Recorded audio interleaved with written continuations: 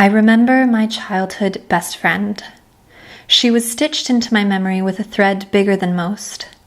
I remember the sun illuminating her hair as if her head was the tip of a wand and she had whispered, "Lumos." I remember her cherry cheeks and rose-petal lips that let laughter out. I remember her smile that was so naturally straight and then cracked because she rode her bike down a winding road and didn't care if she smacked into earth. I remember how strongly she believed that if we stepped into circles of mushrooms, we'd be taken by fairies. We were terrified, and I don't remember why, because more than anything we wanted wings. I remember making nature homes out of things we found on the ground, never taking anything out of place, but rather finding the pieces that didn't have one. I remember when she shaved her head and then didn't give a shit what anyone thought or said. She was shameless. I remember we thought things were funny that most people didn't, like wearing one of Dad's rain boots and one of mine each because she didn't have a pair. We were the pair. I don't remember whose idea it was. I remember her patchwork quilt pants she made out of memories, each square a token from someone, something, somewhere, stitched together with dental floss. They could make anyone smile.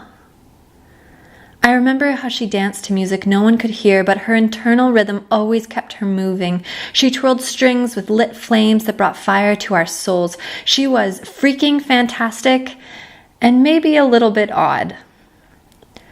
I remember calling her on the phone when she was away, and neither of us could hang up first.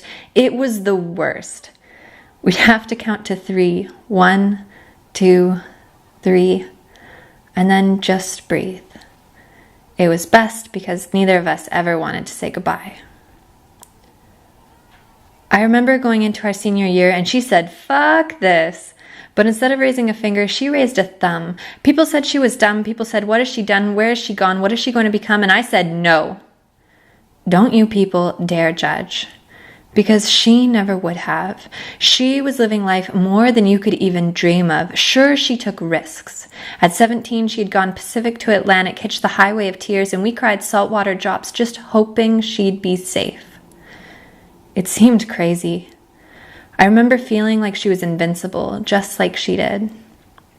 Just like she did.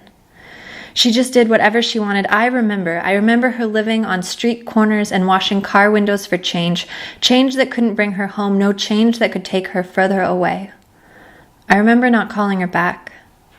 I was trying to let her life be, and her spirit free. Although our paths looked like a fork in a road and no one could understand our connection because it looked like we were in opposite directions, we somehow both knew we were of the same original strand. I remember her determination to finish her education, but her soul couldn't just sit patient with the trivialness of things like math and that dumb school shit. She planned on leaving again. For a short while, she promised to ensure she'd be back for graduation. But I remember it not going as planned. She never planned anyway, but I know this wasn't supposed to be in the cards, in the deck, in the boat. I remember turning waves over like blankets, searching for you under endless memories of sleepover forts and covers of denial. Remembering the first time I whispered to you that you were the top of the list, the best friend forever.